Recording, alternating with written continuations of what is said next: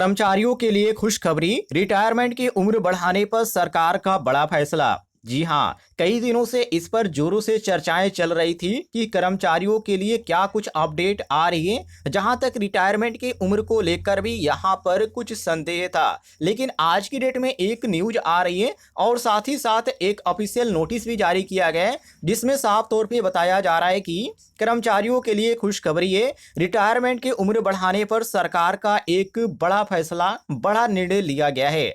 आपने भी आज के पेपर में देखा होगा, मोटी हेडिंग में साफ तौर पे लिखा गया है, कर्मचारियों के लिए खुशखबरी, रिटायरमेंट की उम्र बढ़ाने पर सरकार का निर्णय। यदि आपने नहीं देखा है तो आप इस वीडियो को कंप्लीट देखिएगा, पूरी जानकारी आपको देने वाले हैं, साथ ही साथ आपको न्यूज भी दिखाने वाले हैं जो आज की डेट में जारी हुआ है। लेकिन उससे पहले मैं आपको बता दूं, इस तरह की कोई भी नोटिफिकेशन आती है या कोई भी अपडेट आती है और आपको जानकारी चाहिए तो इस वीडियो पर एक लाइक कीजिएगा। वीडियो के नीचे आपको एक बटन दिख रहा होगा सब्सक्राइब वाला, उसे जरूर दबाइएगा ताकि हर एक जानकारी आपके मोबाइल तक पहुंचे और उसका आप लाभ उठा सकें। सबसे पहले तो आप ये न्यूज देखिए, आज की न्यूज है जिसमें बताया जा रहा है कि राज्य सरकार ने स्पष्ट किया है कि यह फैसला शैक्षणिक संस्थानों में बढ़ती शिक्षक कमी को ध्यान में रखकर लिया गया है।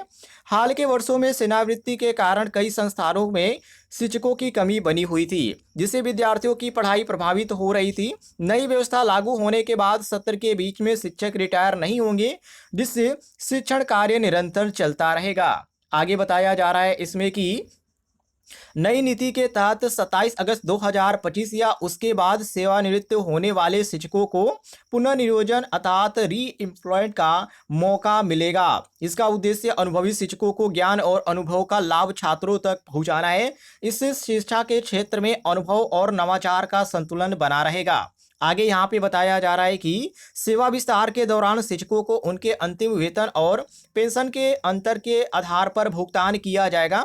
इसके साथ ही उन्हें ग्रेच्युटी, अवकाश, नकदीकरण, पेंशन कम्यूटेशन और भविष्य निधि जैसी सुविधाएं भी पूर्ववत मिलती रहेगी। इसका भुगतान सेवा विस्तार अवधि पूरा होने के बाद किया जाएगा।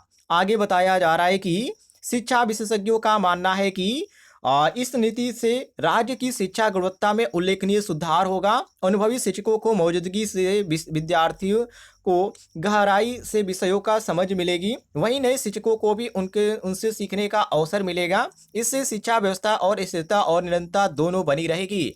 आगे इन्होंने स्पष्ट कह रखा है कि नीति विशेषज्ञों का कहना है कि हिमाचल प्रदेश सरकार का यह कदम देश भर के लिए एक सकारात्मक उदाहरण पेश करेगा। यही यह मॉडल सफल रहता है तो अन्य राज्य भी इसे अपनाने पर विचार कर सकते हैं। इससे शिक्षा क्षेत्र में अनुभव, स्थिरता और गुणवत्ता का संतुलन पूरे देश में स्थापित किया जा सकता है। तो अभी तो ये हिमाचल प्रदेश में लागू हुआ है, जल्दी पूरे देश में यहाँ पर आपको देखने को मिलेगा, जो अलग अलग राज्य भी इसके यहाँ पर देखकर अपनाने वाले हैं। तो ऐसी कोई भी अपडेट आती है, कोई भी जानकारी आती है और आपको जानना है तो इस वीडियो पर एक लाइक जरूर कीजिएगा।